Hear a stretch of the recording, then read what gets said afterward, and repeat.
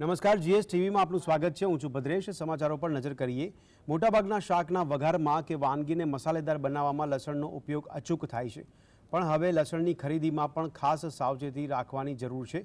ક્યાંક તમે ચાઇનાથી આવેલું હાનિકારક લસણ તો નથી ખાઈ રહ્યા ને? કારણ કે ગોંડલમાં આવું જ કંઈક ચાઇનીઝ લસણ ઝડપાતા હોબાળો મચ્યો છે। સૌરાષ્ટ્રના અગ્રણી ગણાતા ગોંડલ માર્કેટિંગ યાર્ડમાં ચાઇનીઝ લસણ મળતા ખળભળાટ મચ્યો છે।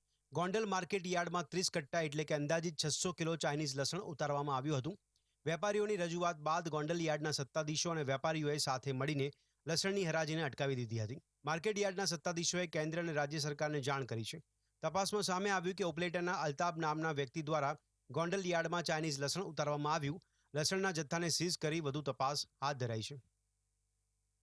લસણ આવ્યું છે એવા અમારા વેપારીઓનું માનવું છે અને અમારા વેપારીઓનો લસણનો અનુભવ છે હીરા કરતાંય વધારે લસણને પારખે છે અને બધાએ અમને બોલાવ્યા કે ચાઇનાનું લસણ આવ્યું છે તો કે કાયદેસર આ માલ દાણચોરીનો ગણાય, કારણ કે ચાઇનાનું લસણ ભારતની અંદર બેન્ડ છે અને અમારા વેપારીઓની એવું રજૂઆત છે કે આ દેશ લેવલે યોગ્ય નિર્ણય લેવો જોઈએ।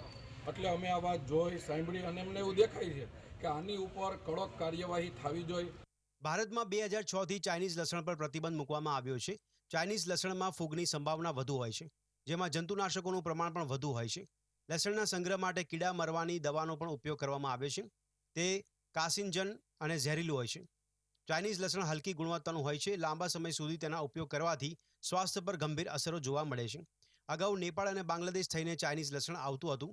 બિહાર, ઉત્તર પ્રદેશ અને પશ્ચિમ બંગાળમાં આ લસણનું વેચાણ થતું હતું। ભારતીય લસણ કરતાં ચાઇનીઝ લસણ સસ્તું હોય છે, તેથી ઘણી વખત નફો કમાવી લેવાની લાહીમાં તેની દાણચોરી થતી હોય છે। ભારતની અંદર તે ગોંડલ માર્કેટ યાર્ડમાં અંદાજે 30 કટ્ટા જેવું લસણ ઉતરેલું છે। અંદાજે 600-700 કિલોનો જથ્થો છે। હવે લસણ ક્યાંથી આવ્યું છે, કોણે મંગાવ્યું છે, એક તપાસનો વિષય છે। યાર્ડના સત્તાધીશોને વિનંતી કરેલી છે અને યાર્ડના સત્તાધીશો ગુજરાત લેવલે પણ વાત કરશે અને આને સાથે યોગ્ય જે થઈ શકે એ કરવા વિનંતી કરેલી છે। તો હવે આનું જે ઘટે એ કરવું જરૂરી છે। આ લસણ ચાઇના આવવાથી ખેડૂતોને ઘણું નુકસાન છે। ચાઇનીઝ લસણ કેવી રીતે ઓળખી શકાય છે તેની વિગતની વાત કરીએ તો ચાઇનીઝ લસણને ક્લોરીનથી બ્લીચ કરવામાં આવે છે, તેથી તે દેખાવમાં ઉપરથી એકદમ સફેદ જણાય છે। લસણનો ઉપરનો ભાગ સામાન્ય લસણ કરતાં વધુ સફેદ હોય છે। તેની અંદરના બીજ ગુલાબી કે થોડા કાળા કલરના હોય છે। આ લસણનો આકાર સામાન્ય લસણ કરતાં મોટો હોય છે। તેમાં સુગંધ જેવું કશું હોતું નથી। લસણ સસ્તું હોવાથી ઘર આંગણે ખેડૂતો અને વેપારીઓને તેમના ઉત્પાદનનો યોગ્ય ભાવ મળતો નથી। અમેરિકા, પશ્ચિમ એશિયા, બ્રાઝિલમાં ચાઇનીઝ લસણની વધુ માંગ છે। પ્રતિબંધ છતાં ગોંડલ માર્કેટિંગ યાર્ડ સુધી લસણ કઈ રીતે પહોંચ્યું તે સૌથી મોટો સવાલ છે। Lakirajsinh Jhala, GS TV,